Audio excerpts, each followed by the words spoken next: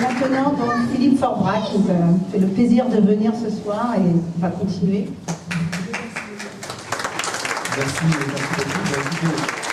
Mesdames et messieurs, monsieur le maire, messieurs, mesdames les élus, chers amis de Catherine, confrères, collaborateurs, bonjour à tous. Je suis très très heureux d'être parmi vous et très fier aussi. L'instant est chaleureux, bientôt encore un peu plus convivial parce que c'est vrai que quand on est dans un chai, on espère pouvoir passer à l'acte. De temps en temps, ça ne va pas tarder. Mais il n'en demeure pas moins solennel, puisque nous sommes ici pour non pas raconter l'histoire, puisque monsieur le maire a été extrêmement précis dans ses dates et dans ses chiffres, mais en tout cas pour honorer celle qui nous rassemble aujourd'hui, Catherine Corbeau-Bello. Alors je suis très ému, c'est vrai. J'ai moi-même cette distinction, ce qui me permet d'être ici, monsieur le président. Mais j'ai rarement eu l'occasion finalement de remettre cette médaille. Je suis très heureux que l'une des premières fois, ça soit une femme, et Dieu sait quelle femme, qui m'ait demandé avec toute sa personnalité, sa ténacité, son enthousiasme finalement à réunir les foules, on le voit aujourd'hui, à réunir les domaines, on l'a vu dans votre propos, monsieur le maire, tout à l'heure, puisque parti d'un finalement pas petit domaine, puisque le domaine il a 500 ans, n'est-ce pas, France, puisqu'il y a une partie de la famille, effectivement, de cette histoire. Alors, je ne suis pas là pour vous raconter 5 siècles d'histoire de Sancerre, il aurait fallu plus que quelques mots, mais plutôt pour vous parler, finalement, de quelques souvenirs et des raisons qui font que je suis avec vous aujourd'hui. Alors, j'ai cherché dans la biographie des dates, des lieux, des événements, des gens qui ont pu nous réunir. Alors, je suis arrivé à Sancerre, moi, pour la première fois, il y a une trentaine d'années. Comme l'a dit Laurent Sancerre tout à l'heure, effectivement, que je connais depuis de nombreuses années, j'ai été séduit finalement par cet environnement magnifique. Je me souviens d'y être arrivé de nuit, donc c'est pas toujours évident. Bon, l'hôtel panoramique existe toujours, c'est ce que j'ai remarqué. Et le matin, au petit matin, j'étais avec un copain sommelier qui s'appelle Hervé Bizel, que certains connaissent, et qui, et tous les deux, on s'est mis là-haut à la fenêtre, et on a vécu le lever du soleil sur ce vignoble éclairé, cette brume matinale qui était quelque part à la fois fantasmagorique et en même temps très émotionnelle. Et on a eu de cesse qu'aller arpenter ce vignoble que vous connaissez et qui nous accueille aujourd'hui. Donc ça, c'est pour le lieu. Les dates, je me suis dit, mais Catherine fait appel à moi. Oui, alors c'est vrai, bon, nous sommes tous les deux, c'est votre anniversaire, Catherine ne m'a pas donné la date, l'année, tout ça, mais nous sommes tous les deux de la même décennie, puisque, on peut le dire, ça peut être 60, c'est une belle décennie, il y a les 60s, il y a, n'est-ce pas, presque 60, 70, voilà, tout ça, mais bon, c'est 70s, avec elle suit, non, c'est parce que des fois avec l'émotion, et ensuite, moi j'ai créé le bistrot du sommelier en 84, je crois qu'il y a une année aussi importante, en tout cas une période importante. Et ensuite, je me suis dit, mais c'est pas suffisant tout ça, ça fait pas un discours et ça fait pas une histoire. Et finalement, dans l'histoire, il y avait le fondateur, il y a 5 siècles, mais c'est pas celui auquel je pense, c'est surtout à César. Alors, je suis Marseillais, César et Fanny, ça me parle, mais c'était pas pour ça, c'est parce que finalement, c'était le conseiller des vins du roi Louis XIV. Et finalement, c'est qui ce conseiller du vin? C'est un sommelier.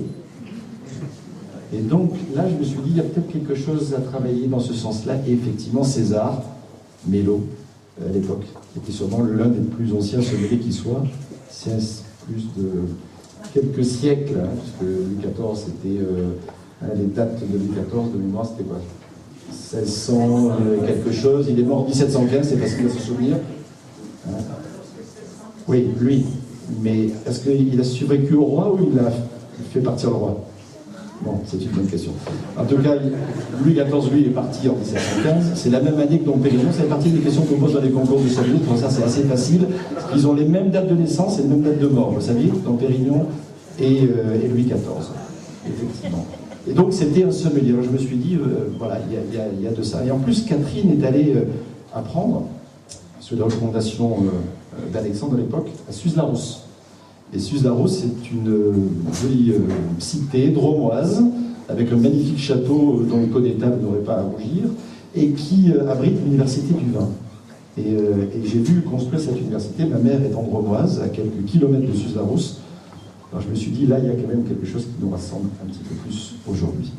Au-delà de tout ça, la réussite exceptionnelle de l'entreprise Josette Mello est quelque chose qui est un vrai modèle, je crois, dans le monde de la viticulture. Moi qui parcours les vignobles de France et du monde régulièrement, finalement on s'aperçoit que c'est à la fois les gens visionnaires, comme toujours, qui osent entreprendre, c'est une des qualités aussi de Catherine, qui savent s'entourer, c'est très important, et qui savent aussi finalement équilibrer, parce que c'est finalement ce que l'on recherche dans la vie. Et nous, on dit souvent, on aime les mains équilibrées, ça veut tout dire et rien dire, mais en même temps, c'est extrêmement important.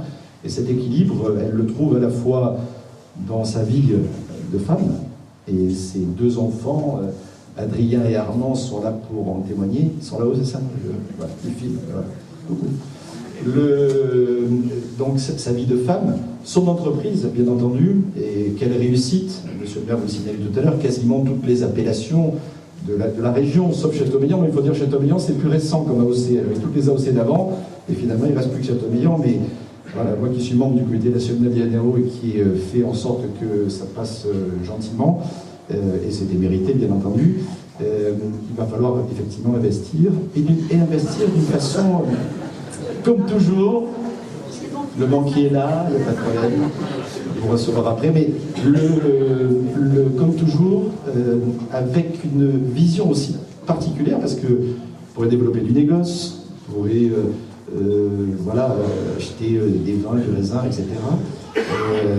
Et finalement, la volonté et la stratégie, c'était plutôt de garder des domaines avec leur propre identité, et ça c'est important, surtout pour nous, sommeliers, pour les gens du vin en général, et continuer à les accompagner finalement en gardant même les noms des domaines, c'est aussi judicieux. Donc je ne sais pas quel sera le relu prochain de Châteaubriand, mais on va suivre ça avec beaucoup d'intérêt.